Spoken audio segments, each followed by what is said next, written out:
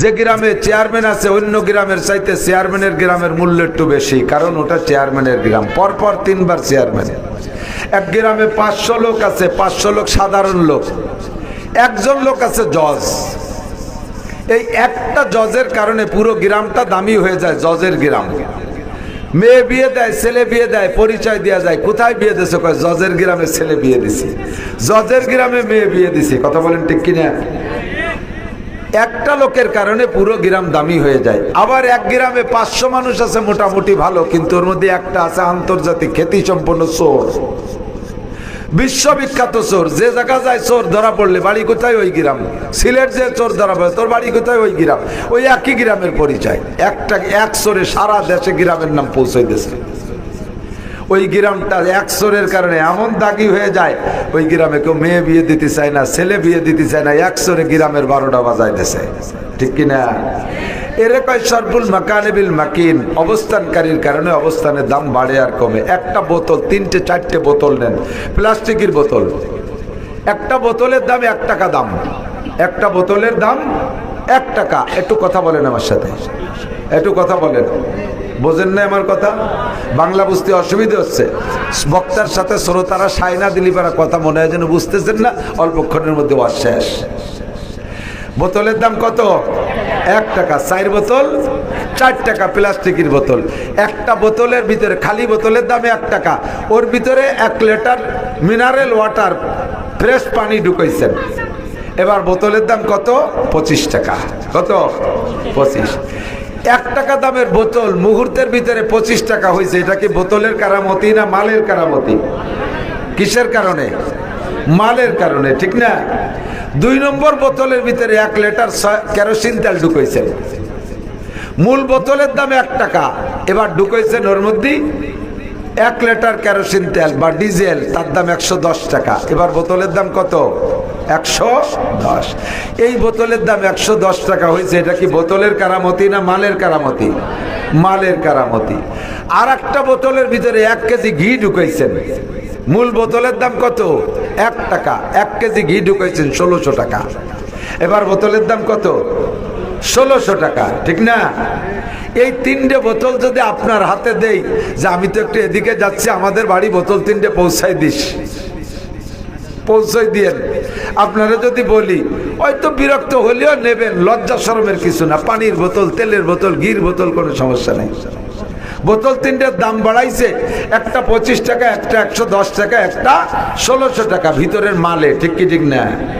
4 নম্বর বোতলটা ভরে পেশাব করে মুখ আটকায় দিয়েছেন। 4 নম্বর বোতলের মধ্যে 1 বোতল পেশাব ভরে মুখ আটকায় দিয়েছেন। এবার বোতলের দাম কয় টাকা? হ্যাঁ, ওর যে মূল বডির দাম ছিল 1 টাকা, তাও কি আছে? আপনারা যদি ভ্যান ভাড়াও দেয়, যে ভ্যান ভাড়া দিচ্ছি আমার এই পেশাবের বোতলটা আমাদের বাড়ি রেখে যায়, তাও কি নেবেন? তাও কেউ ধরবে না। ঠিক কিনা? সরবুল মাকানে বিল মাকিন, অবস্থানকারীর কারণে অবস্থানের দাম বাড়ে আর কমে। আল্লাহু আকবার। বাংলার জমিন কত উর্বর। ধানের ক্ষেতের থেকে ধানের বোঝা মাথায় করে বাড়ি আসেন, জাকিতে মাঝে মাঝে ধান পড়ে যায় না?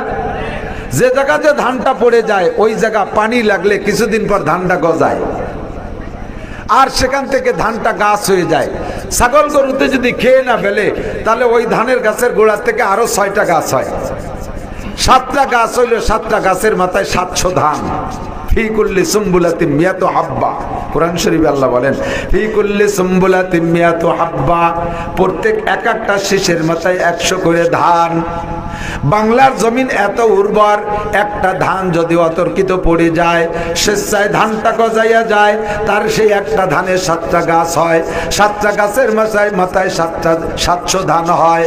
মক্কার জমিন এত অনুর্বর যে জায়গা ধান বুন হইলেও ধান হয় না, গম বুন হইলেও গম হয় না, কোনো ফসল জীবনে কোনো দিন হয় না।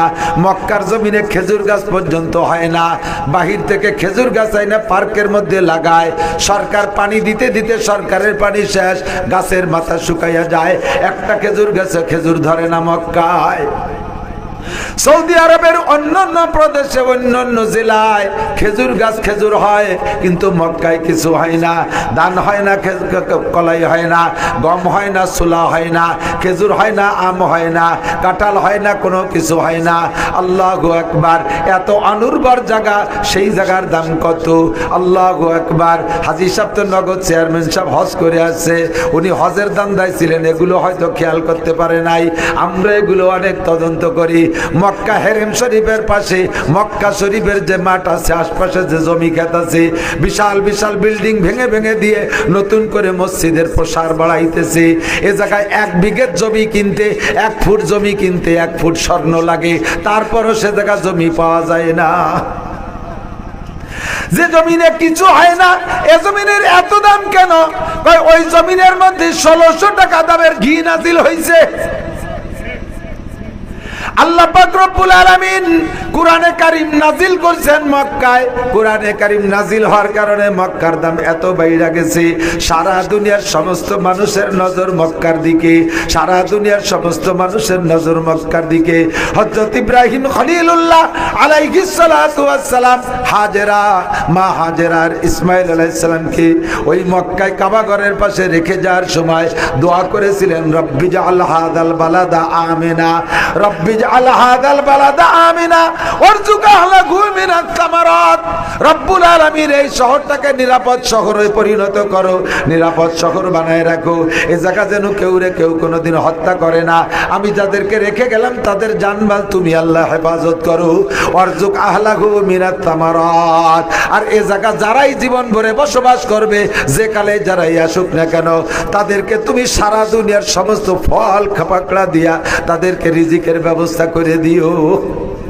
ইব্রাহিম আলাইহিস সালামের দোয়া আল্লাহ কবুল করছে। মক্কায় কিচ্ছু হয় না, বিশ্বের যে দেশে, যে শহরে, যে গ্রামে, যে খেতে, যে বাগানে যেই ফসল হয়, সবচাইতে উন্নত মানের ফসলটা, ফলটা আল্লাহ তাআলা আগে মক্কায় পৌঁছায় দেয়।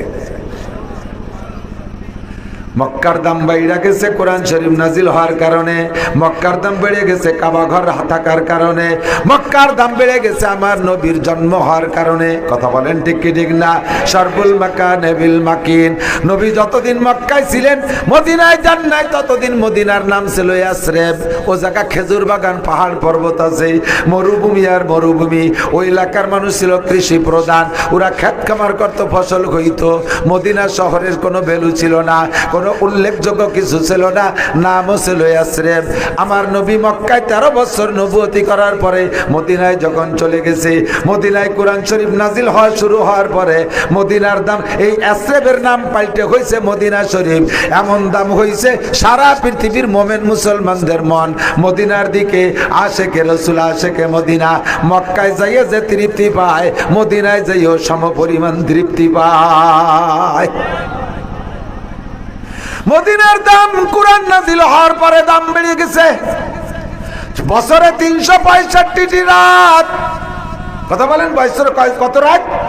365টি রাত বছরে। এই 365 রাতের ভিতরে কিছু রাত আছে চাঁদনি রাত, কিছু রাত আছে অন্ধকার রাত। আপনাদের কাছে অন্ধকার রাত ভালো লাগে না চাঁদনি রাত ভালো লাগে? একটু কথা কন। শতকরা না 1999 জন মানুষের কাছে চাঁদনি রাত ভালো লাগে। 1001 জন মানুষ বা 1000 বা 10,000-এ 1-2 জন মানুষের মাত্র অন্ধকার রাত ভালো লাগে। বুঝেন নাই? অন্ধকার রাত ভালো লাগা মানুষও আছে না নাই? কাদের কাছে অন্ধকার রাত ভালো লাগে? কোনটি? চোর চোর চোর চোরে আমাবস্যা খোঁজে, ঠিক না? 1999 জন চাঁদনি রাত ভালোবাসে, অন্ধকার রাত ভালোবাসে না ভালো মানুষে। চোর চুট্টা ডাকাত গুন্ড বদমাশরা বেয়াদবরা এরা শুধু অন্ধকার রাত ভালোবাসে। বন্ধুরে, এই অন্ধকার রাত অপছন্দের রাত। এমন একটা রাত চাঁদের 21 তারিখ থেকে 29 তারিখ পর্যন্ত এই রাতগুলো বেশিরভাগ টাইম অন্ধকার থাকে। বেশিরভাগ মুফাসসিরিন আর বেশিরভাগ মুহাদ্দিসিনদের রায় হলো সবে কদর হয়েছে হয়েছিল 29, শবে কদর হয়েছিল 27, 26-এ দিবাগত রাত 27 তারিখ, অথবা 28-এ দিবাগত রাত 29-এ রাত। এই রাতগুলো অন্ধকার হয়, এমন একটা অপছন্দ অন্ধকার রাতকে আল্লাহ পাক 1000 মাসের চাইতে দামি বানাই দিয়েছে। লাইলাতুল কদরে খায়রুম মিন আলফি শাহর, শবে কদর লাইলাতুল কদর একটা রাত 1000 মাসের চাইতেও দামি। কি জন্য?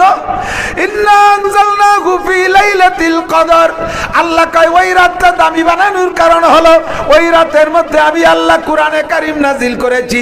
আরে কোরআনে কারীমের ঘি ওই রাতে ঢোকার কারণে রাতটার দাম বেড়ে গেছে। রাতটা 1600 টাকা দামের বোতল, রাতটা হয়ে গেছে 1000 মাসের চাইতে দামি। একটু বলেন না সুবহানাল্লাহ। বছরে 12টা মাস, বছরে 12টা মাস, এই 12 মাসের 11 মাসের এক দাম, রমজান মাসের আলাদা দাম। কতক্ষণ টিকিরিং না? রমজান মাসে ইবাদত করলে অন্য মাসের ইবাদতের চাইতে 70 থেকে 700 গুণ বেশি সওয়াব দেওয়া হয়। এমনি সময় একটা ফরজ আদায় করলে ফরজের সওয়াব, রমজান মাসে একটা ফরজ আদায় করলে 700 ফরজের সওয়াব। এমনি মাসে নফল আদায় করলে নফলের সওয়াব, রমজান মাসে একটা ফরজ আদায় করলে অন্য মাসের একটা ফরজের সমান সওয়াব দেওয়া হয়। রমজান মাসের এই দাম কেন? আল্লাহ কয় শাহরু রমাদানাল্লাযী উনজিলা ফীহিল কুরআন, রমজান মাসের মধ্যে আমি কোরআনে কারীম নাযিল করেছি। হুদাল লিন-নাসি ওয়া বাইয়িনাতিম মিনাল হুদা ওয়াল ফুরকান, এই কোরআন নাযিল করেছি মানব জাতির রাহবারি করার জন্য, মানুষকে এই কোরআনে রাহবারি করে জান্নাতে পৌঁছাইবে। আমার নবী বলেন মান জালাল কুরআনা আমামাহু, যেই ব্যক্তি জীবন, পারিবারিক জীবন, সামাজিক জীবন, অর্থনৈতিক জীবন, রাজনৈতিক জীবন, আন্তর্জাতিক জীবন, মেম্বারি জীবন, চেয়ারম্যানি জীবন, এমপি জীবন, মন্ত্রণালয়ের জীবন, রাষ্ট্রীয় জীবন, সর্বক্ষেত্রে আল্লাহর কোরআনকে সামনে রাখে, আল্লাহর কোরআন সামনে রেখে চলে। বিচার ব্যবস্থা করে চেয়ারম্যান সাহেব কোরআন দেইকা, আরে মেম্বার সাহেব বিচার ব্যবস্থা রাখে কোরআন দেইকা, জাতির ভিতরে মাল বন্টন করে কোরআন দেইকা। কোরআনে সব কিছু বন্টন করা আছে। এই কোরআনকে সামনে রেখে যে ব্যক্তি জীবন যাপন করে, আল্লাহর নবী বলেন কিয়ামতে তাকে কোরআনের সামনে, হাতে সামনে রাহবারি কইরা তোমারে জান্নাত পর্যন্ত পৌঁছাই দিবে। ওয়ামান জালাল কুরআনা কলবা জারিহি, যে ব্যক্তি দুনিয়াকে সামনে রাখা কোরআনটা পিছে রাখে। এ মুসলমান লক্ষ্য করো, কোরআনকে পিছে রাখা দুনিয়াকে সামনে রাখে, ইংরেজি সামনে, অঙ্ক সামনে, বাংলা সামনে, দুনিয়া সামনে, ব্যবসা সামনে, চাকরি সামনে, জগতের সবকিছুকে সামনে রাখে, কোরআনে রাখে পিছনে। কোরআনে পিছনে রাখার অর্থ হলো কোরআনকে মূল্যায়ন করে কম। আমি আমাদের অফিসার সাহেবকে বলি, আরো যারা মাদ্রাসা করেন তাদেরকে বলি, আপনারা টাকা দিয়ে, পয়সা দিয়ে, শ্রম দিয়ে, পদ দায়িত্ব নিয়ে এই প্রতিষ্ঠান করেন, বড় মাদ্রাসা বানাইতেছেন, মসজিদ বানাচ্ছেন, ঈদগাহ বানাইতেছেন, বিশেষ করে মাদ্রাসা বানাচ্ছেন আপনারা। কি আছে প্রশ্নগুলো বাদ, আমি প্রশ্ন জবাব দিই না স্টেজে, ওগুলো ফকুবাজি, শয়তানি। স্টেজের কথা কো, প্রশ্ন বাদ। আপনারা যারা প্রতিষ্ঠান করেন, প্রতিষ্ঠান করতেছেন আপনারা টাকা দিয়ে, পয়সা দিয়ে, আপনাদের খরচ করার টাকার মাদ্রাসায় ওই ময়মনসিংহের ছেলেরা এসে পড়ে, ঢাকার ছেলেরা এসে পড়ে, সিরাজগঞ্জের ছেলেরা পড়ে, অন্য ইউনিয়নের ছেলেরা পড়ে। সভাপতি সাহেব, আপনার কয়টা ছেলে এই মাদ্রাসায় পড়ে? আপনার টাকায় মাদ্রাসা হয়, আর টাকায় ছেলেরা পড়ে যায়, আপনার টাকা স্কুল কলেজে পড়ে। তাহলে বোঝা যায় আপনি জান্নাত কামাই করার জন্য মাদ্রাসা করেছেন, এটা ঠিক আছে, কিন্তু এখনো পর্যন্ত আপনি কোরআনকে সামনে রাখতে শেখেন নাই। আপনার সন্তানকে কোরআন পড়াবেন, আগে আপনার সন্তানরা আলেম বানাবেন, তাহলে বোঝা যায় আপনি কোরআনকে সামনে রেখেছেন। নিজের দ্বারা ইংরেজি পড়াবেন, নিজের দ্বারা ডাক্তার, ইঞ্জিনিয়ার বানাবেন, আর পরে এতিম মিসকিন, কাঙ্গাল, দুঃখী, বিধবা, এই সমস্ত বাঙ্গাড়ি বুঙ্গড়ি আসবে, তাদেরকে আপনি কোরআন পড়ায় বেচতে কামাই করবেন। এ জায়গা আপনার মধ্যে চালাকি আছে। আল্লাহ নবী কয় মান জালাল কুরআনা আমামাহু, আমি কোরআন পড়ে ঠকি নাই, আমি কোরআন পড়ে ঠকি নাই। স্যার আমাদের গোপালগঞ্জ গেছে, আমার ফরিদপুর থাকে, আমি আপনাদের সামনে এখানে বলি, আমার গোপালগঞ্জ, বর্তমান প্রধানমন্ত্রীর বাপের বাড়ি কোন জায়গা? বাপের বাড়ি গোপালগঞ্জ। আমি গতকালকের আগের দিন রংপুর মাহফিল করে আসছি। রংপুর হলো শেখ হাসিনার শ্বশুর বাড়ি। মেয়েদেরকে বিয়ে দেওয়ার পরে আর বাপের বাড়ির সাথে পরিচয় হয় না, পরিচয় হয় শ্বশুর বাড়ির সাথে। কথা কন না কেন? আরে আপনারা বোঝেন না মনে হয় ওয়াজ কিছুই, একটু ফুসফাস মারেন, এত রাত্রি আমি নামি যাওয়ানি। বক্তা একা একা ওয়াজ করতে পারে না। মানুষে হাটে পাও দিয়ে দুটি হাত ঝুলোই না, এরকম হাত ঝুলানোর দরকার কি? হাত সোজা রেখে হাঁটবে। হাঁটার কাজ হলো পায়ের, সে হাঁটতে থাকুক, আমি হাত ঝুলবো না। হাতে ঝুলে ঝুলে পাউরে সহযোগিতা করে। যে পাও সামনে যায় ওই পাশের হাত পিছিয়ে যায়, আবার পাও পিছিয়ে যায় হাত সামনে যায়। তর্জমা জানেন? পা যখন সামনে যায় হাত পিছিয়ে যায়, হাতে কয় যে তুই হাঁটতে থাক, আমি পিছিয়ে আছি, ভয় নাই। আবার পাও পিছিয়ে যায় হাত সামনে যায়, কয় যে আমি রাস্তা ক্লিয়ার করছি, তুই চলে আয়, সমস্যা নাই। মুরগিতে ডিম পাড়ে, পাশে মোরগে কুটকুট করে। তর্জমা জানেন? মোরগে মুরগিরে সাহস দেয়, তুই পারতি থাক, আমি আছি। মোরগে মুরগিরে কি সহযোগিতা করতে পারে? ডিম তো পাড়ার কাজ মুরগিতেই পারবে, ও ভাসে থাকলে সাহস হয়। যেদিন স্ত্রীর বাচ্চা ডেলিভারি হবে ওই দিন বাড়ি আর কেউ থাকুক আর না থাকুক, স্বামী আর তার মা, স্ত্রীর মা আর স্বামী, এই দুইজন বাড়ি থাকলে তার বুকটা বড় হয়, তার সাহস হয়, হিম্মত হয়, হাজারো কষ্ট হলে সে মেনে নিতে পারে। এই দুইজন কাছে না থাকে, যদি প্রেসিডেন্টও বাড়ি থাকে তবুও তার মনে সাহস থাকে না। একে অপরকে সহযোগিতা। বয়ান করব আমরা, আপনারও ঠিক বেঠিক জি হ্যাঁ না একটু কইতে হয়, বোঝা যায় যে আপনাদের অর্চনার অভ্যাস আছে, নাহলে জীবন ভরে বিড়ি খাইয়ে বেড়ান, উক্কা খেয়ে বেড়ান, তাই বোঝা যায়। আল্লাহ এদিক তো প্রধানমন্ত্রী মেয়েরে বিয়ে দেওয়ার পরে আর বাপের বাড়ির সাথে সম্পর্ক থাকে না। আপনার মেয়ে বিয়ে দিয়েছেন পাশের থানা গোপালপুর, বিয়ে দেওয়ার পরে আপনি আজকে ঘটিবাটি নিয়ে যাইতেছেন, কোথায় যাও? আমি সালেহাদের বাড়ি যাই। অথচ সালেহা জন্ম নিয়েছে আপনার বাড়ি, তা কন না, বলেন কি যে সালেহার বাড়ি যাই, ঠিক কি ঠিক না? আবার ছেলের বাপ, আপনার জামাইয়ের বাপ বেড়াইতে আসবে আপনার বাড়ি, সে সময় কি কয়? সে সময় বলে না যে আমার বেটার বউ সালেহার বাড়ি যাচ্ছি, তা বলে না, বলে আমার জামালের শ্বশুর বাড়ি যাচ্ছি, ঠিক না? প্রধানমন্ত্রীর বাড়ি রংপুর, তারা বিয়ে দিছি আমরা রংপুর। আমরা টাইনি টুনি গোপালগঞ্জে দাবি করি, কারণ ওনার যদি গোপালগঞ্জে দাবি করি আমরা আটকাতে পারি, তাহলে আমাকে গোপালগঞ্জে ক্রেডিট বাড়ে। এটা আমরা ভালোই বুঝি, এটা আমরা ভালো করে বুঝি, কথা বলেন না, ঠিক না? আরে এই দামি জিনিসের দ্বারা এলাকা দামি হয়, এই বুঝলাই আসল। নিজেদের যে জিনিস আছে সে জিনিসকে নিজেরা গুরুত্ব দিতে হয়। আল্লাহর কোরআনের ওসিলায় জগৎ দামি হয়েছে, কথা বলেন ঠিক না? আল্লাহর কোরআনের ওসিলায় আল্লাহ জগৎ দামি হয়েছে। আমার গোপালগঞ্জে প্রধানমন্ত্রী ছাড়া আর কয়জন রে আপনারা চেনেন কন্দি? আর কেউ চেনেন? অথচ গোপালগঞ্জে পুলিশের আইজির বাড়ি গোপালগঞ্জ থাকে প্রায়, বর্তমান র্যাব প্রধানের বাড়ি গোপালগঞ্জ, বাংলাদেশের বড় বড় প্রেসিডেন্ট সদস্য গোপালগঞ্জের, বাঘা ডিআইজি নুরুজ্জামান, মনিরুজ্জামান, ডিআইজি হাবিব, সব গোপালগঞ্জের পুলিশের বড় বড় অফিসার। এরকম বড় বড় বহু রয়েছে, এর কয়টারে আপনারা চেনেন? আর আল্লাহর রহমতে আমি মৌলভী নাসির হাই স্কুলের বারান্দাও যাই নাই, আমি জীবন ভরে মাদ্রাসায় পড়েছি। আল্লাহর রহমতে বাংলাদেশের কোন জেলা নাই যে সেই জেলায় 10-20 জন আমার না চেনে। এটাই আমি প্রমাণ করি যে আল্লাহর কোরআনের দ্বারা মানুষ যতটা তাড়াতাড়ি পরিচিতি লাভ করে, যত বেশি সম্মান লাভ করতে পারে, অন্য কিছুর দ্বারা এই সম্মান লাভ করতে পারে।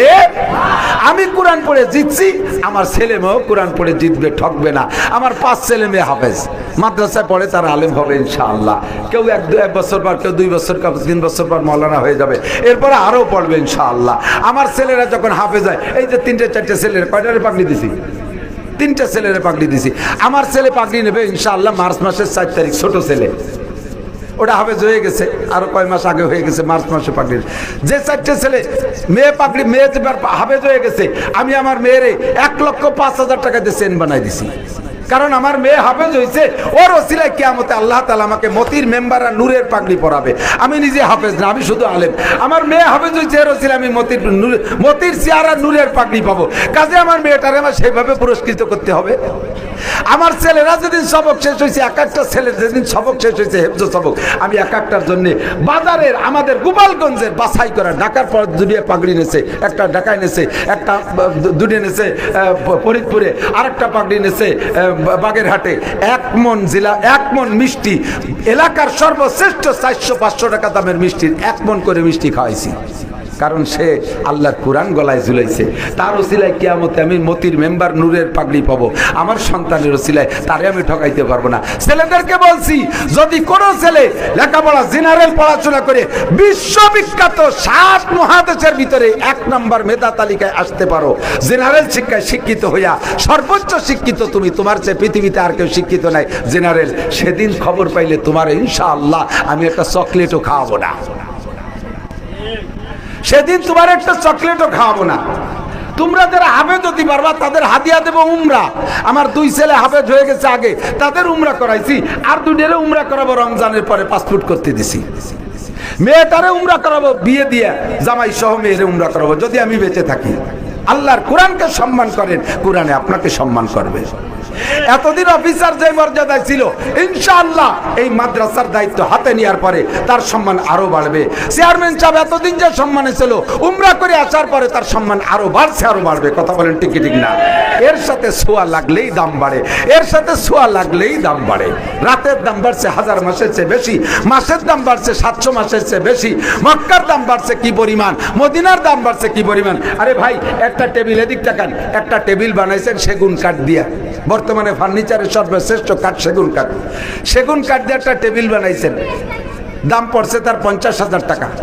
টেবিলের উপরে একটা টেলিভিশন বসাইছেন, টেলিভিশনটা আনছেন জাপানের থেকে, বিশাল টেলিভিশন, 3.5 ফুট, 10 লক্ষ টাকা দিয়ে টেলিভিশন একটা আনছেন। তার সাথে কোনো ওয়াইফাই লাইন দেওয়া লাগে না, জায়গায় বসে সারা পৃথিবীর কানেকশন পায়। এই 10 লাখ টাকার টেলিভিশন আর 1 লক্ষ টাকার টেবিল, টেবিলের উপরে টেলিভিশন রাখছেন। এই টেবিলে যদি টেলিভিশন সহ লাথি দিয়ে চিৎ করে ফেলাই দেন, কেউ কি বলবে যে 1 লাখ টাকা দামের টেবিল আর 10 লাখ টাকা দামের টেলিভিশন তুমি বেয়াদবি করছো, লাথি দিয়ে ফেলাইতেছো? টেলিভিশনের একটা, টেবিলের একটা সুমো দাও, টেবিলের একটা সুমো খাও, এ কেউ কবে? কথা কর না, কেউ কবে? কিন্তু 12 টাকা দামের রেহাল কাঠ, আম কাঠ দিয়ে বানাইছে। এই রেহাল কাঠের পর কোরআন শরীফ এখনো রাখে নাই, শুধু নাম রাখা হয়েছে, এর কোরআন শরীফের জন্য বানানো হয়েছে। এই বানানোর সাথে সাথে 12 টাকা দামের রেহাল কাঠের মর্যাদা কত, লাথি তো দূরের কথা, তা হাতের থেকে যদি খালি পড়ে যায়, তাই লাভ দিয়ে উঠে বুকের সাথে জড়াই ধরে মুখে চুমো খায়। খাই কি খায় না? কথা বলেন, খাই কি না? দুনিয়ায় বহুত দামি দামি কাপড় আছে, পায়ের নিচে দিয়ে পাড়ান, কেউ বলবে না চুমো খাও। কিন্তু কোরআন শরীফের গায়ে যে কাপড়টা দেওয়া, স্বাভাবিকভাবে কোরআন শরীফের নতুন জামা, নতুন কাপড় খুব কমই দেয় মানুষ। নতুন কাপড় দিয়ে কোরআন শরীফের গায়ে জামা খুব কমই দেয়। গ্রাম্য পাবলিক মহিলারা কোরআন শরীফের জামা দেয় কি দিয়ে? গামছা, সিরা ছায়ার তেনা, পুরন ব্লাউজ, অথবা সিরা লুঙ্গি, অথবা বালিশ যেটা রিজেক্ট হয়ে গেছে তুলো ফেলাই দিয়ে ধুইয়ে ওর মধ্যে, অথবা বাজারি ব্যাগ, সর্বোচ্চ ছেলে পেলেদের হাফ প্যান্ট ছিঁড়ে গেছে, এক ঠ্যাং খুলে ফেলাই দিয়ে আর এক ঠ্যাঙের মধ্যে বুড়িতেছে। এ হলো কোরআন শরীফের জামা। তো কোরআন শরীফের যাই জামা দেন না কেন, যত ছিঁড়া কাপড় দিয়ে দেন, আপনি ওই কোরআন শরীফের গায়ে পেঁচানোর পরে ওই কাপড়টার দাম কত হয়েছে, ওটা হাতের থেকে পড়ে গেলে মুখে উঠে চুমো খায়, ওটা পায়ের সাথে ছোঁয়া লাগলে বুকের সাথে লাগায় চুমো খায়। কতক্ষণ খাই কি খায় না? জোরে বলেন, খাই কি না? আল্লাহু আকবার। এর সাথে যার ছোঁয়া লাগে তারই দাম বেড়ে যায়। এর সাথে প্রফেসরের ছোঁয়া লাগলে দামি প্রফেসর, মাস্টারের ছোঁয়া লাগলে দামি মাস্টার, চেয়ারম্যানের ছোঁয়া লাগলে দামি চেয়ারম্যান, মেম্বারের ছোঁয়া লাগলে দামি মেম্বার, আরে এসিলেন্টের ছোঁয়া লাগলে দামি এসিলেন্ট, টিওনোর সাথে কোরআন ছোঁয়া লাগলে দামি টিওনো, এসপির সাথে ছোঁয়া লাগলে দামি এসপি, প্রধানমন্ত্রীর সাথে ছোঁয়া লাগলে দামি প্রধানমন্ত্রী। আল্লাহর কোরআনে তারে দামি বানায় দেয়। কতক্ষণ ঠিক কি ঠিক না? আর এই কোরআনের দোহাই সব জায়গায় দিতে হয়। কমপক্ষে নামে মাত্র মুসলমান যারা, কোরআনের দোহাই দেওয়া লাগে। নির্বাচন আসতেছে সামনে, দেখবেন যে সমস্ত এমপিরা জীবনেও কোনোদিন নামাজ পড়ে নাই, বাপের জানাজার দিনও বিড়ি খাইছে, সে এমপি সাহেব ইনশাআল্লাহ টুপি একটা মাথায় দিয়ে আমাদের সাথে সাক্ষাৎ করবে ইনশাআল্লাহ। নামাজের অক্ষমতা আছে, মসজিদে নামাজ পড়বে, বুঝবে যে আমি দিনদার। এই দিনের সাথে ছোঁয়া লাগলে ভোট বেশি পাওয়া যায়, এই জন্য দিনকে সামনে নিয়ে চলে। এর সাথে যার ছোঁয়া লাগে সেই দামি হয়ে যায়। কতক্ষণ ঠিক না? আপনাদের এ পাশে নদী আছে নাকি? নদীতে আগে, এখন তো অবশ্য এই স্বাস্থ্যবিধি মেনে চলতে বলে সরকার, যার কারণে মরা গরুরে নদীতে খুব কমই ফেলায়। আমাদের ছোটবেলায় দেখতাম নদীতে ছেড়ে দিত, বস্তি বস্তি যাইতো, শকুনি খাইতো, কাকে খাইতো, কুকুরে খাইতো। এদানিং দাফন করে রাখার হুকুম হয়েছে যে পরিবেশ নষ্ট না করে, আবহাওয়া দূষিত না করে। তো এর একটা মরা গরু নদীতে ফেলাইছে, গায়ে চামড়া আছে, মরা গরু। এই মরা গরুটা নদীতে ফেলানো আছে, গায়ে চামড়া এখনো নষ্ট হয় নাই। যদি কেউরে ডাইকি আসরের সময় বলেন, এই মরা গরুর পাছায় যদি একটা চুমো খাইস তাহলে তোরে 500 টাকা দেব, বোঝেন নাই? মরা গরুর পাছায় একটা চুমো খাইলে 500 টাকা দেব। এ যদি কেউরে বলে, খাবেন? কেউ আছেন? আছেন? আছেন? কেউ আছেন? 500 টাকা এক চুমোয়। একজনে কয় কি যে আল্লাহ, সারাদিন ভ্যান চালাইয়ে পাইছি মোটে 200 টাকা, আর এক চুমোয় 500, কি করবো? চুমো দেবই নাকি? আবার চিন্তা করে যে মরা গরুর পাশায় সুমো দিয়ে টাকা নিলে জীবন ভরে মানসি খেপাবে, কি করা যায়? এখন আবার টাকারও লোভ হয়, যেই ঘোষণা দিয়েছে তারে কয় সন্ধ্যার পরে সুমো দিলে কি তুমি টাকা দিবা? কয় তুই যে কোনো সময় রাতের যে কোনো সময় সুমো দিবি 500। এখন ওই লোক কয় যে তাহলে সন্ধ্যার পরে আসো, অন্ধকার হয়ে গেলে আমি মরা গরুর বাসায় সুমো দেবো। তো মাগরিবের পরে ওই লোক নাকে মুখে আতর চাতর মাখাই গেছে, সুমো দিয়ে 500 টাকা নেবে। আর যে দেবে সেও সাথে গেছে, সাথে যাইয়া সুমো খাবে। এর 1 বিঘে দূরি থাকতি, মরা গরুর 1 বিঘে দূরি থাকতি ও বলতেছে না ভাই সুমো খাওয়া যাবে না। কে কোন জায়গা থেকে লাইট মারিয়ে দেখবে, দেখে জীবন ভরে আমার বংশরে এইভাবে খেপাইতে থাকবে যে তোকে বংশের 1 লোক মরা গরুর বাসায় 5 সুমো খাইয়ে 500 টাকা নেছে, তোরা এত নিচু মানের মুসি, কাজেই হবে না। এখন ও কয় তোর এই ঘোষণা দিয়ে তুই বলছিস সুমো খাবি, আমি সে আসরেতে বসে রয়েছি, কোনো কাম কাজে যাইনি, তোর খাইতেই হবে সুমো। ও কয় তোর পায়ে ধরি ভাই, তোর চা তুই নিয়ে বাড়ি যা, আমারও দেয়া লাগবে না, আমি সুমো খাবো না। ফিরে চলে আসছে। আল্লাহ পাক রব্বুল আলামিন কয় তোরে দেই মরা গরুর পাশায় আমি চুমো খাওয়াতে পারি। আজকে চুমো খাইলে 500 টাকা পাইতি, যেদিন চুমো খাবি সেদিন 500 টাকা তো পাবি না, পকেটেতে 500 টাকা দিয়ে চুমো খাওয়া লাগবে। এ সিস্টেম আল্লাহর কাছে আছে না নাই? সিস্টেম কি? সকালবেলা মরা গরুর গায়েতে মুসি চামড়াটা খুলে নিয়ে গেছে, নিয়ে ঢাকা পাঠাই দিয়েছে হিমায়তপুর টেনারিতে। ও জায়গা থেকে প্রাথমিক রিফাইনের পরে চামড়াটা পাঠাই দিয়েছে ইটালি। ইটালির থেকে অত্যাধুনিক রিফাইন করে, নকশা করে, সফট করে, নরম করে, একেবারে 1 সাইড কালার করে, লেবেল করে, সুন্দর করে আবার বাংলাদেশের চামড়া বাংলাদেশে পাঠাই দিয়েছে। ওই চামড়াটা কিনে নিয়ে গেছে কিতাবাদি বই পুস্তক বান্ডিং করে যারা, তারা একজনে কিনে নেছে, নিয়ে ওই গরুর চামড়ার পাছার দিক থেকে 1 টুকরা কাইটা কোরআন শরীফের গায়ে বান্ডিং দিয়েছে। চামড়ার বান্ডিং হলো কোরআন শরীফ আছে না, কথা বলেন? এই চামড়ার বান্ডিং দিয়ে দিয়েছে কোরআন শরীফ রে। ওই কোরআন শরীফটা চলে আসছে আপনাদের ঘাটায়, লাইব্রেরিতে চলে আসছে। যেই লোকটারে 1 মাস আগে প্রস্তাব দেওয়া ছিল যে তুমি এই মরা গরুর ভাষায় সুমো দিতে পারলে 500 টাকা পাবা, ওই লোকটার ছেলে আপনাদের এই মাদ্রাসায় পড়ে, হেফজ শুরু করবে। ও যাইয়ে তার আব্বার গলা জড়াই ধরে কান্দে দিতে, আব্বা আমি হাফেজ হলি, তুমি কিয়ামতের ময়দানে নূরের পাগড়ি আর মতির মেম্বার পাবা, হাফেজ হবো আমি, পাগড়ি পাবা তুমি, কাজেই তোমারও শেয়ার করতে হবে আমারে। ভাই কি শেয়ার করবো? আমি ঘাটাইল বাজারে যে দেখে আসছি অমুক লাইব্রেরিতে চামড়ার বান্ডিং হলো একটা কোরআন শরীফ, আমারে ওইটা কিনে না দিলে আমি হাফেজ হবো না। এখন বাপ গরিব মানুষ কি করবে? ব্যাংক খান্ডে বন্ধক থুইয়া 500 টাকা নিয়ে কোরআন শরীফ কিনতে গেছে, অজু বানায় গেছে পাবলিক, কোরআন শরীফ হাতে ধরিয়া। মুসলমানের আগে প্রথম কাজ কি? বুকের সাথে জড়াই ধরে এরপরে চুমো খায়, খায় কি খায় না? ওই কোরআন শরীফ 500 টাকা দিয়ে কিনিয়া এরপরে বুকের সাথে জড়াই ধরিয়ে কোরআন শরীফের উপরে চুমো খায়, আগে ভিতরে খায় পরে, আগে খায় উপরে চুমো। চুমো খাইছে উপরে, যে জায়গা চুমো লাগাইছে সে জায়গা হলো সেই মরা গরুর পাছার চামড়া। জোরে কন্যা সুবহানাল্লাহ, আর একটু কাল সুবহানাল্লাহ। তো আজ থেকে 1 মাস আগে ওই জায়গা চুমো দিলি 500 টাকা পাইতো, আর 1 মাস পরে সেই জায়গায় চুমো দিছে, আরো পকেটেতে 500 টাকা দেয়া লাগছে। এই মরা গরুর পাছায় চুমো খার যোগ্য বানাইছে কার কারণে কন্ত? আল্লাহর কোরআনের ছোঁয়ায়, ঠিক কি ঠিক না? আল্লাহর কোরআনের ছোঁয়া, এ যার সাথে ছোঁয়া লাগে তারই দামি বানায় দেয়। আমি নাসিরের সাথে ছোঁয়া লাগলে আমি দামি, আপনার সাথে ছোঁয়া লাগলে আপনি দামি, মহিলার সাথে ছোঁয়া লাগলে মহিলা দামি, মাস্টারের সাথে ছোঁয়া লাগলে মাস্টার দামি। স্কুলে 5 জন মাস্টার থাকে, একজন থাকে মৌলভী স্যার, উনি মাদ্রাসায় পড়ছে কোরআন পড়নেওয়ালা, দেখবেন বাকি সব স্যার উনাকে একটু আলাদা রকম সম্মান করে। স্কুলের ভিতরে যে সকল ছেলে মেয়েরা নামাজ পড়ে না, ওর মধ্যে একটা ছেলে যদি কোরআন পড়নেওয়ালা, নামাজ পড়নেওয়ালা হয়, সব ছেলে মেয়ে তাকে আলাদা রকম শ্রদ্ধা সম্মান করে, করে কি করে না? আল্লাহু আকবার। এই কোরআন আল্লাহ পাক রব্বুল আলামিন লৌহে মাহফুজ থেকে ছুটাইয়া সর্বপ্রথম আসমানের উপরে রাখার প্রস্তাব দিয়েছে। আল্লাহ পাক বলেন ইন্না আরাদনাল আমানাতা আলাস সামাওয়াত, 7টা আসমানকে আল্লাহ পাক বললেন হে আসমান রাজি, আমার লৌহে মাহফুজে 104 খানা আসমানি কিতাব ছিল। 104 খানা আসমানি কিতাবের 103 খানা মানুষের হিদায়াতের জন্য দুনিয়ায় পাঠানো হয়ে গেছে। লাস্টের কিতাবটার নাম কোরআন। এই কোরআন খান আমি লৌহে মাহফুজ থেকে নামাইয়া তোমার উপরে রাখতে চাই, তোমার উপরে রাখতে চাই। ও আসমান তুমি একটু কোরআন খান্ডে কিছুদিনের জন্য বহন করো। আসমানে কয় আল্লাহ আমাকে বানাইছো বড় মজবুত কইরা, আমি অনেক কিছু বহন করতে পারি কিন্তু কোরআন বহন করার ক্ষমতা আমার নাই, এই কোরআন রে বহন করার শক্তি আমার নাই।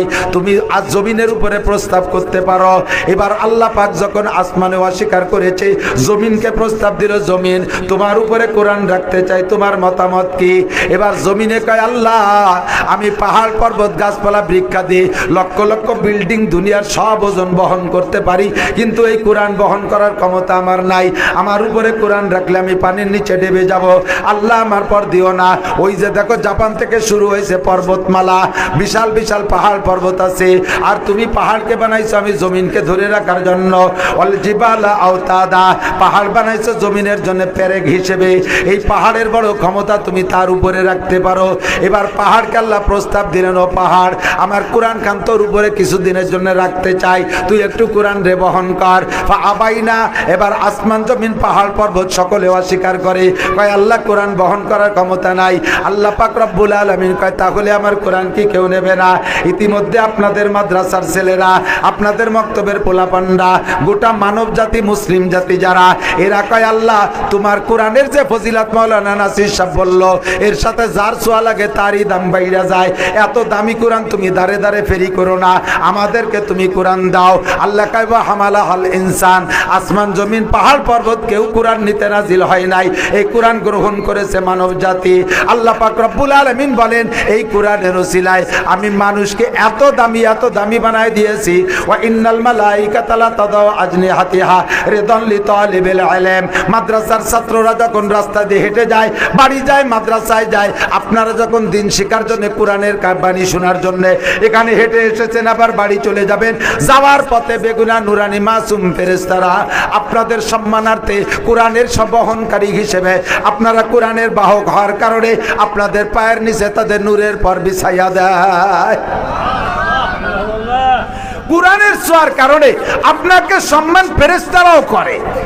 আপনার গ্রামে হাই স্কুল থাকতে পারে, আপনার গ্রামে কলেজ থাকতে পারে, আপনার গ্রামে বিশ্ববিদ্যালয় থাকতে পারে, আপনার গ্রামে চেয়ারম্যান মেম্বার থাকতে পারে, আপনার গ্রামে এমপি মন্ত্রী থাকতে পারে, আপনার গ্রামে ডিসিএসপি ও সিটিও জজ ম্যাজিস্ট্রেট থাকতে পারে, আপনার গ্রামে দুনিয়ার হাজারো শিল্পপতি কোটিপতি থাকতে পারে।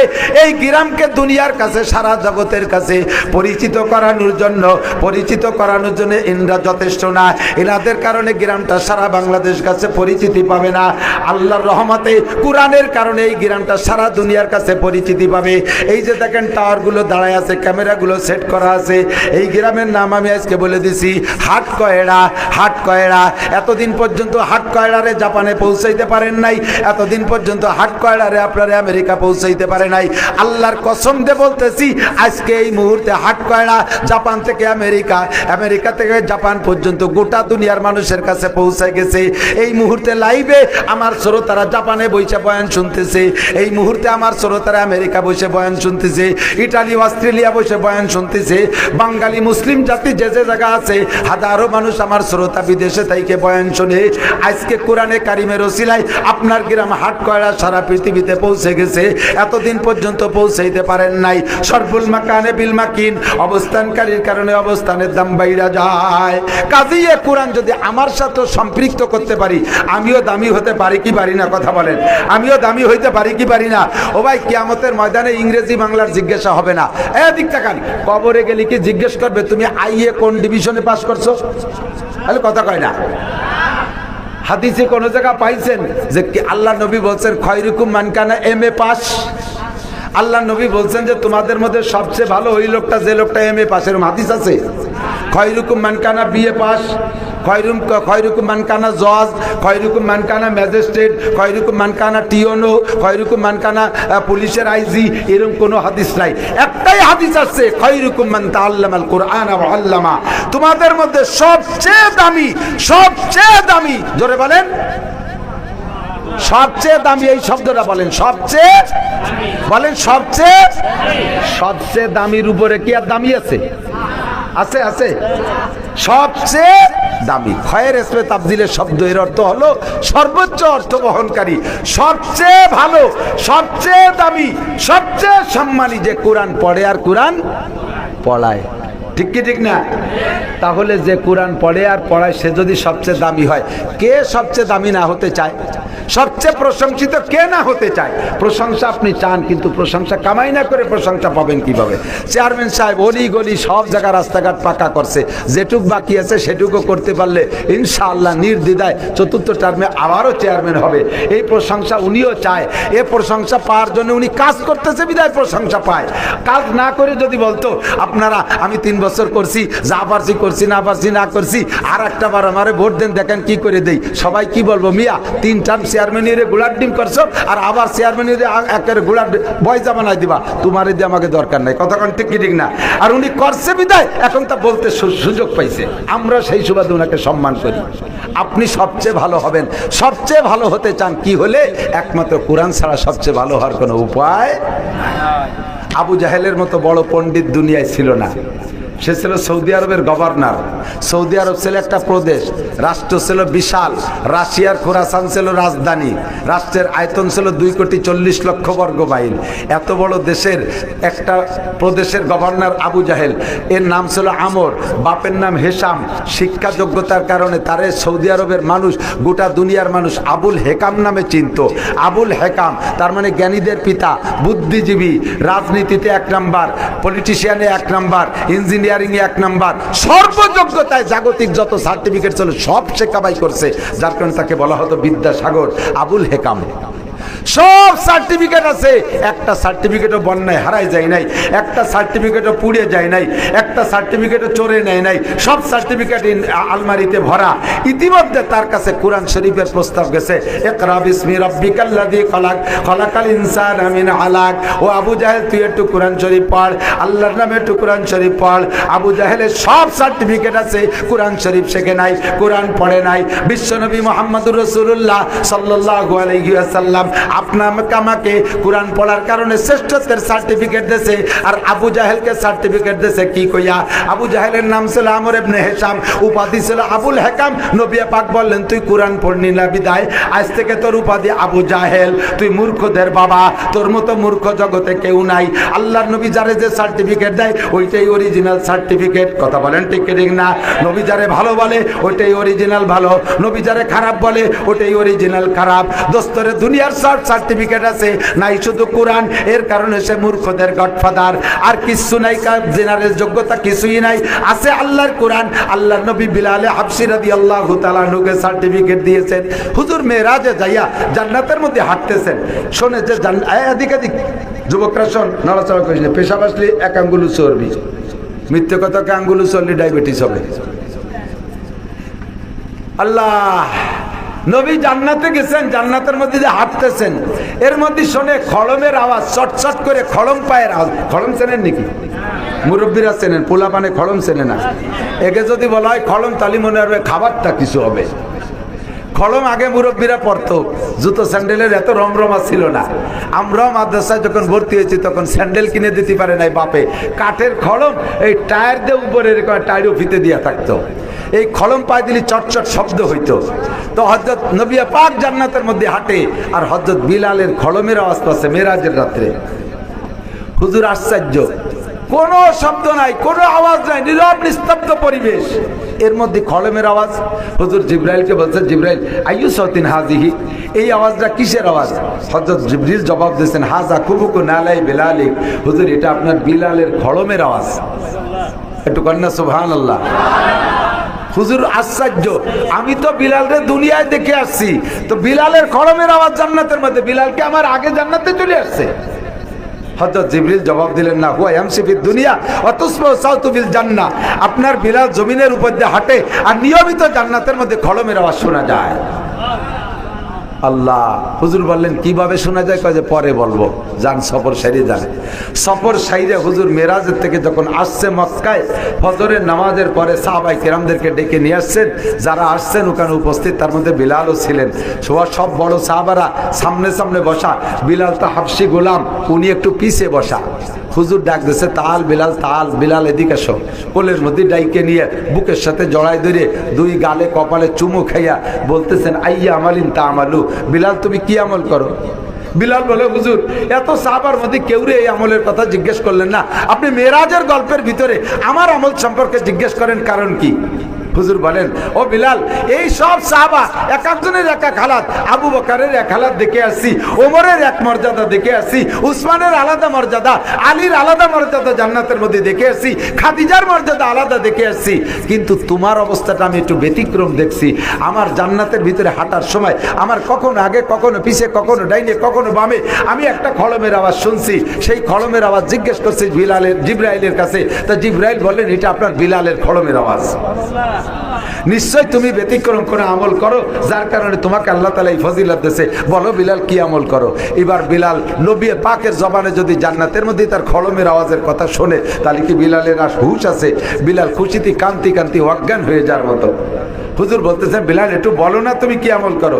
তো হুজুর বলতেছে, বিলাল বলতেছে, হুজুর সবাই যা করে আমিও তাই করি, বেশি কিছু করি বলে আমার মনে হয় না, তবে একটা কাজ আমি একটু অন্যের চাইতে বেশি করি বলে আমার মনে হয়, সেটা হলো যখনই আমি অজু বানাই, শীতে অজু হোক, গরমে অজু হোক, যদি হারাম ওক্ত আর মাকরু ওক্ত না হয়, যে কয় ওক্ত নামাজ পড়া নিষেধ, এই কয় ওক্ত যদি না হয়, অজু বানাইলেই অজুর পানি গায়ে থাকতে থাকতে আমি 2 রাকাত নামাজ পড়ি। এটা অন্যরাও পড়ে, তবে সকলে সব সময় পড়ে না। আমি সব অজুর পরে 2 রাকাত তাহিয়াতুল ওযু পড়ি, এই কাজটুকু একটু বেশি করি। সাথে জিবরাইল পাশে দাঁড়াইয়া হুজুরের মাথায় হাত দিয়ে বলে, ইয়া রাসূলুল্লাহ সাদাকা বিলাল, হুজুর আপনার বিলাল সত্য কথা বলেছে। বিলালের ওই আমলটার কারণে বিলাল যখন অজু বানাইয়া যায় নামাজের দিক যায়, যে পথটুক জমিনের উপর দিয়ে হাঁটে, ওই পথটুক সে যেন জান্নাতের মধ্যে দিয়ে হাঁটতেছে। আমরা নিয়মিত তার খড়মের আওয়াজ জান্নাতের মধ্যে শুনি, সামিতু কুবুকা না লাইক ফি বিলাল ফিল জান্নাহ। ও বিলাল, তোমার খড়মের আওয়াজ জান্নাতের মধ্যে শুনছি।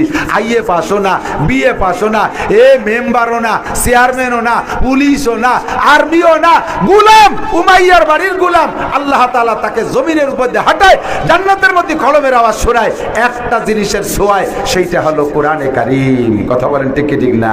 কোরআনে কারীমের ছোঁয়া। কলেজের ছাত্র যারা আছো, তুমি কোরআন পড়ো। এ বিশ্ববিদ্যালয়ের ছাত্র, তুমি কোরআন পড়ো।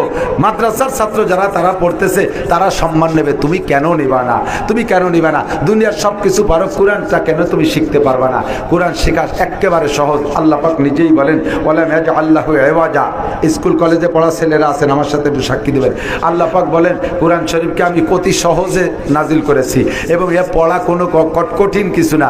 অন্য ভাষা আরো কঠিন। বাংলা শব্দ লিখতে দেখেন, সংযুক্ত শব্দ অক্ষর যেগুলো,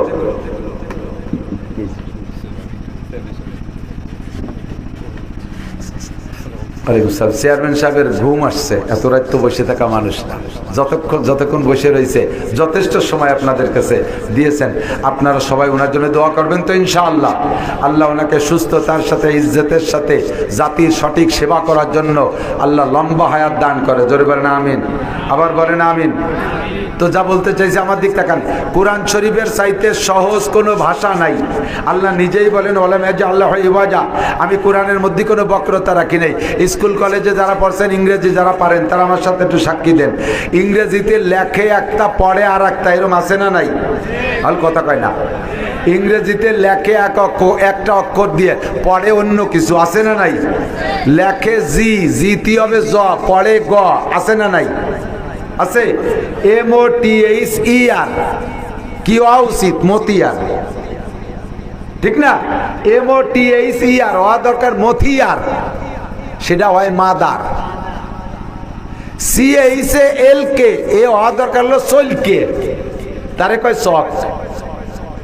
লেখে একটা, পড়ে আর একটা, ঠিক না? TION হবে টন, তারপরে সন, ইলেকশন, TION সন। লেখে একটা, পড়ে আর একটা। এর মতো উড়োটে বাদামি আর হারামজাদা ভাষা নাই। আর আল্লাহর কোরআন যা লিখবেন তাই পড়বেন। আলিফে আলিফি পড়বেন, বা লিখবেন বা পড়বেন, তা লিখবেন তা পড়বেন। তা লিখে সা পড়া লাগবে না, জিম লিখে হা পড়া লাগবে না, সিন লিখে সা পড়া লাগবে না, সদ লিখে সিন পড়া লাগবে না, জাল লিখে যা পড়া লাগবে না। যা লিখবেন তাই পড়বেন। এ সহজ ভাষা। মাত্র 61 দিনে আপনি কোরআন শরীফ পড়া শিখতে পারবেন। যার বেরেন দুনিয়ায় সবচাইতে কম, তার নিজের নাম জিজ্ঞেস করলেও কইতে দেরি হয়ে যায়। তোর নাম কি? নিজের নাম কইতে যে বাপের নাম কই বেলায় দেয়। এত বড় দামিজ যে তারও 61 দিনের বেশি কোরআন শরীফ পড়তে লাগবে না। কারণ আরবি হরফ 29টে। কয়টা? আরবি হরফ কয়টা? 29টা হরফ। আপনার ব্রেন যত কমুক, ডেলি যদি একটা হরফ পড়েন, একটা হরফ 1000 বার পড়েন আর লেখেন, মুখস্থ হতে অসুবিধা হবে কতক্ষণ? তাহলে 29টা হরফে আমি 29 দিন ধরছি সবক, সর্বোচ্চ টাইম। এবার আরবিতে আকার রস্যিকার মাত্র 3টা। বাংলায় তো কত আকার, রস্যিকার, রস্যকার, দীর্ঘকার, একার, ঐকার, ওকার, ঔকার ইত্যাদি ইত্যাদি কত। আর আরবিতে মাত্র 3টে, জের জবর পেশ, জবর জের পেশ, 3টেরে 3 দিনই শেখেন। তাহলে 29 আর 3 32, ঠিক আছে তো? আরবিতে সংযোগটা খুব গুরুত্বপূর্ণ। একটা হলো 2 হরফে একটারে আরেকটার সাথে মিলে, আর একটারে ডবল উচ্চারণ করে, একটা যজম আর একটা তাসদিদ। এই 2টেরে 2 দিনই শেখেন। 32 আর 2 34। আরবিতে উচ্চারণের পদ্ধতি ভিন্ন। উচ্চারণ সঠিক না হলে পড়া সুন্দর হবে না, উচ্চারণ সুন্দর না হলে তর্জমাও পাল্টে যায়। কপলাম পেশ কুল মানে বলো, আর কাপলাম পেশ কুল মানে খাও। যদি পার্থক্য করে উচ্চারণ না করেন, তাহলে কুল বলতে যে কুল বললে তর্জমা আকাশ পাতাল হয়ে যায়। এই জন্য মাখরাজকে সঠিকভাবে উচ্চারণ করে 17টা মাখরাজ আছে। 17টা মাখরাজের 17 দিন পড়েন, তাহলে 34 আর 17 কত হবে? 34 আর 17 51। 34 আর 57 17 51। আর মদ আছে 10 প্রকার। কয় প্রকার? 10 প্রকারের মদ। গাঁজা, ফেন্সিডিল, হিরোইন, ইয়াবা, এই মদ নাকি? মদ মানে টেনে পড়া, মদ মানে টেনে পড়া। এই 10 প্রকারের মদরে 10 দিনই শেখেন। তাহলে 51 আর 10 61। দুনিয়ার সব কাজের জন্য লম্বা লম্বা টাইম দিলে, ম্যাট্রিক পাস করতে 10 বছর দিলে, আইএ পাস করতে 12 বছর, বিএ পাস করতে 14 বছর, এমএ পাস করতে 16 বছর, বিসিএস পাস করতে 18 বছর, মাঝে মাঝে গ্যাপ গেছে, আরো তাতে গেছে 2 বছর, 20 বছর সময় দিলে, লাখ লাখ টাকা খরচ করলে আল্লাহর কুরআনটা মাত্র 61 দিনে পড়বা, 61 দিনে শিখবা। এর জন্য সময় দিতে পারলে না বান্দা, আবার তুমি কিয়ামতের ময়দানে 6666 তালা দালান পাইতে চাও। এর চাইতে বড় বোকামি আর কিছু হতে পারে না। আল্লাহ আমাদের সকলকে কোরআন শুদ্ধ করে পড়া শেখার তৌফিক দান করে, সবাই বলেন আমিন। শুদ্ধ করে কোরআন পড়ার তৌফিক দান করে, সবাই বলেন আমিন। পড়বেন তো ইনশাআল্লাহ? চেষ্টা করা যাবে। আর একটু মশালা শুনে নেন। নামাজ ভাঙ্গার কারণ 19টে। কয়টা নামাজ ভাঙ্গার কারণ? 19টের ভিতরে 1 নম্বর কারণ হলো নামাজে কিরাত অশুদ্ধ পড়া। আপনার নামাজের মধ্যে যদি কিরাত অশুদ্ধ হয়, আপনার নামাজ হবে না। জীবন ভরে নামাজ পড়ছেন অশুদ্ধ কিরাত দিয়ে, খোদার কসম কিয়ামতের ময়দানে খালি হাতে উঠে জাহান্নামে যাবেন। একটুও খেয়াল করতেছেন না আমার বাবারা, আমার মুরব্বী বাবারা ঘুমাচ্ছেন, কিয়ামতের ময়দানে জাহান্নামে যাবেন। যত নামাজ পড়ছেন আল্লাহর কসম হয় নাই, হয় নাই, হয় নাই। আলহামদুলিল্লাহ সূরা ভুল পড়ছেন, নামাজ হয় নাই। কুল হুয়াল্লাহ সূরা ভুল পড়ছেন, নামাজ হয় নাই। ইন্না তানা ভুল পড়ছেন, নামাজ হয় নাই। আত্মায়াতু ভুল পড়ছেন, নামাজ হয় নাই। আল্লাহু আকবার ভুল বলতে, আল্লাহু আকবার বলতে যে ভুল বলছেন, নামাজ হয় নাই। সারা জীবন ভরে নামাজ পড়ে অনাদি অনন্ত কাল জাহান্নামে পড়বেন, খোদার কসম, এর মধ্যে কোনো সন্দেহ নাই। কালে তালি তো পড়াই বাদ দেবো, নামাজ পড়িয়ে যদি দোজকে জাতি হয়, তালি আর হরিয়ে লাভ কি? এই তো একটা কথা। এখন বাঁচার একটা উপায় আছে, সেই উপায়টা বলে দেই। আমার দিক বাঁচার একটা উপায় আছে, সেই উপায়টা শুনে নেন। বাঁচার উপায় হলো আজকে থেকে পাক্কা প্রতিজ্ঞা করবেন। আজকে এখনই পাক্কা প্রতিজ্ঞা যে এই নামাজ গলত কিরাত দিয়ে পড়লে যদি নামাজ নাই হয়, তাহলে আমার নামাজ পড়ে লাভ কি? আবার নামাজ ছাড়া জান্নাতে যাওয়া যাবে না। কাজে আমার নামাজকে শুদ্ধ করতেই হবে। আমার যত কষ্ট হোক, দুনিয়ার সব কিছু পারি, কেন আমি কোরআন শরীফ পড়বো না? আমি আজকে প্রতিজ্ঞা করব যে কালকে সকালে কায়দা কিনে আমি মাদ্রাসার হুজুরের সাথে, মসজিদের ইমাম সাহেবের সাথে চুক্তি করব, হুজুর আমার কোরআন শরীফ শুদ্ধ করে পড়াই দেবেন। আমার মরণের আগে ইনশাআল্লাহ শুদ্ধ করে কোরআন শরীফ পড়া শিখতে যত চেষ্টা আছে সব করব। এই নিয়তটা যদি এখনই করেন যে সকালবেলা কায়দা কিনে আমি কোরআন শরীফ শুদ্ধ করে পড়া শিখবো, আর রাতের ভিতরে আপনি যদি মারা যান, ফজরের আগে আপনি মারা যান, তাহলে বিগত জীবনে যত ভুল নামাজ পড়ছেন সমস্ত ভুল নামাজকে আল্লাহ শুদ্ধ করে আমলনামা ভরে দেবে। ব্যবস্থা একটাই মাত্র আছে, এর বিকল্প নাই, এছাড়া বিকল্প নাই। এবার কাল সকালে যে আবার কয় না আজকে হয় না, দেখি আগামীকাল, আবার আগামীকাল কয় যে না ঢাকা যাবো, ডাকাইতে আসে, ডাকাইতে আসার পরে কয় না এই সময় তো হবে না, সিল্লে যাইয়ে শিখবো। সিল্লের পরে সে সিল্লে টিল্লে দিয়ে এসে কয় না সিল্লের মধ্যে ভালো হুজুর পাই নাই, হলো না, রমজানে শিখবো। জীবন ভরে ঘুরতে থাকবেন আর ভুল নামাজ পড়বেন, খোদার কসম নামাজ হবে না, নামাজ হবে না। মাদ্রাসার আলেমদের কাছে সরাসরি বসে না পড়লে গ্রাম্য বক্তব্যে বাংলা উচ্চারণে আরবি উচ্চারণ কোনোদিনও হয় না, কোনোদিনও হয় না। আমি ছোট্ট একটা উদাহরণ বলি, আপনি সূরা কাফিরুন পড়ছেন, কিভাবে শুদ্ধ কাফিরুন আগে পড়ি, কুল ইয়া আইয়ুহাল কাফিরুন লা আ'বুদু মা তা'বুদুন। আল্লাহ বলেন তুমি বলে দাও, হে কাফেররা, হিন্দু বৌদ্ধ খ্রিস্টানরা, তোমরা যার পূজা করো আমি তার পুজো করি না আর কোনোদিন করবো না। কথা বলেন তাই কিনা, ঠিক কিনা? আপনি কি মূর্তি পূজা করেন? কোনোদিন করবেন? সূরা কাফিরুনের মধ্যে তাই আপনি বলবেন শুদ্ধ করে, কিন্তু আপনি বলছেন কি জানেন, কুল ইয়া আইয়ুহাল কাফিরুন লা আ'বুদু মা তা'বুদুন, লারে টানেন নাই, লা একালিফ টানা দরকার ছিল, আপনি টানেন নাই, পড়ে দিয়েছেন লা আ'বুদু মা তা'বুদুন। তরজমা কি হয়েছে জানেন? আপনি বলছেন হে হিন্দু ভাইরা, এতদিন পূজা পাঠ তোমরা একা করছো, আমি তোমাদের সাথে পূজায় আসি নাই, আমি আল্লাহর কসম দিয়ে বলি আগামীতে তোমাদের সাথে আমিও অবশ্যই মূর্তি পূজা করিবই। আপনি যা পড়ছেন তার তরজমা এই হয়েছে, নামাজ হবে, নামাজ হবে, ঈমান থাকবে। আপনি বলতে পারেন যে মিয়া আমি যদিও বলছি ভুল, আমি কি মূর্তি পূজা করি কোনোদিনও, আমি মুখে ভুল বললিও আমার ঈমান ঠিক আছে, আমি তো মূর্তি পূজা করিও না, করবো না, আমি যদিও ভুল করছি তাতে কি হবে? আরে মিয়া আপনি এই দেতালি জবাব দেন, আপনি আসেন, আপনার আব্বা হয়, এটা জীবন ভরে জানেন, আপনিও জানেন, আইডি কার্ডও তৈরি হয়েছে, এই জীবন ভরে আব্বা বলছেন, একবার আব্বারে মেয়াবাই করে ডাক দিয়েছেন, তাতে কোনো অসুবিধা হবে? মুখে মুখে ভুল করেছে তাতে কি হবে? আমার আব্বা হয় তা তো আমিও জানি। মারে মা কন, জীবন ভরে মার পেটে জন্ম নিয়েছেন সেটা জানা আছে, জীবন ভরে মা কন, মারে একবার খালি আপা করে ডাক দিয়েছেন, ওতে কি হবে? বউ তো বউ হয়, জীবন ভরে বউ হিসেবে ব্যবহার করছেন, একবার খালি মা করে ডাক দিয়েছেন, অসুবিধা হবে? মুখী বললে কি হবে? আর বউ তো বউ হয় তা জানা আছে। এ জায়গা যদি ভুল হয় তাহলে ও জায়গাও ভুল হবে। বউরে মা বললে যেমন ভুল হবে, মারে আপা বললে ভুল হবে, আব্বারে মেবাই কইলে ভুল হবে, সেম লারে না টানে লা আবুদু বললে যে তরজমা হওয়া দরকার তাই হবে। আপনার নামাজও বাতিল, আপনার ঈমানও বাতিল। কেন শিখবেন না কোরআন শরীফ? কেন শিখবেন না কোরআন শরীফ? কারহাবা কলকে আরি জুমলা রাস বা খুদা তদবির হিলা কায়রাওয়াজ। তোমার ইরির ক্ষেত ভালো, তোমার বড়র ক্ষেত ভালো, তোমার আখের চাষ ভালো, তোমার আমের চাষ ভালো, তোমার লিচু ক্ষেত বড় ভালো, তোমার ব্যবসা ভালো বড় ভালো, তোমার দোকান বড় পরিপাটি, তোমার ঘর বড় সাজানো, বাথরুমটা এত সুন্দর, পোশাক আশাকের ঢক আছে, তোমার কোরআন শরীফ পড়ায় ঢক নাই কে? জবাব দেওয়ার কোনো উপায় নেই। আল্লাহর কোরআনের সাথে সম্পর্ক করিয়া আমি দামি হব, আমার সব কিছুকে দামি করব।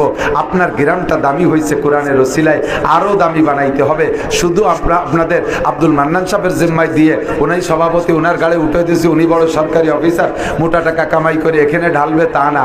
হারাম টাকা যদি উনি কোটি টাকা কামাই করে নেতা দিয়ে মসজিদ বানায়, আল্লাহর কসম এক টাকারও নেকি হবে না, বরঞ্চ ঈমান নষ্ট হয়ে যাবে, ঈমান নষ্ট হয়ে যাবে। উনি উনার বেতনের টাকা থেকে যতদূর সম্ভব অত দূর দেবে। আমরা সকলে মাদ্রাসার সহযোগিতা করব তো ইনশাআল্লাহ? জোরে বলেন, করবেন তো ইনশাআল্লাহ? বহিরাগত ছাত্রদেরকে লজিং রাখবেন, লজিং যত বেশি রাখবে মাদ্রাসা তত জমবে বেশি, আর লজিং না রাখলে মাদ্রাসাও জমে না। বোর্ডিংয়ে খাওয়াইয়া পারা যায় না। একটা ছেলের পিছনে 3-3.5 টাকা খরচ আছে বোর্ডিংয়ে, যৌথ খাইলে, আর একা একা খাইলে 5-7 হাজার টাকা লাগে। এত টাকা খরচ করে গরিবের পোলাপান পড়বে না, আর ওই পরিমাণ খরচ দিয়ে বোর্ডিং চালাইতে গেলে মাদ্রাসা বড় করা যায় না। কাজেই আপনাদের 5 জনের খানার মধ্যে একজনের খানা দিয়া কোনো ঘটনা না। যে বাড়ি 3 জনের খানা রান্না হয়, ওর ভিতরে থেকে একটা ছেলের চারটে ভাত দিলে 3 জনের খাবারে কম পড়ে না। প্রত্যেক বাড়ি ইদানিং মানুষের ভাত খাওয়া কমিয়ে গেছে। আগে 1-1.5 কেজি চাউলের বলে ভাত খাইতো, এখন 1 কেজি চাউলের ভাত রান্না করলে 3 জনে দিন বইরে খায়, তারপরও লাস্টে যে এতগুলো থেকে যায়। শিয়াল কুত্তরে দেওয়া লাগে, মুরগিরে খাওয়ানো লাগে, গরুরে খাওয়ানো লাগে। তো শিয়াল কুত্তরে না খাওয়াইয়া, মুরগি গরুরে না খাওয়াইয়া তাদের অন্য কিছু খান। আল্লাহ রসুলের একজন মেহমান, কোরআনের একটা পাখিরে আপনার পাশে বসে খানা খাওয়ান, ইনশাআল্লাহ সে যাইয়ে রাত্রে দোয়া করবে, শেষ রাত্রি তাহাজ্জুদ পড়ে আপনার জন্য দোয়া করবে। যেদিন সে জান্নাতে যাবে সেদিন আপনাকে সুপারিশ করে নিয়ে জান্নাতে যাবে। আল্লাহ তাআলা আমাদের এই স্বল্প কথাগুলো, ফাজাইলে কোরআন সংক্রান্ত জরুরি কথাগুলো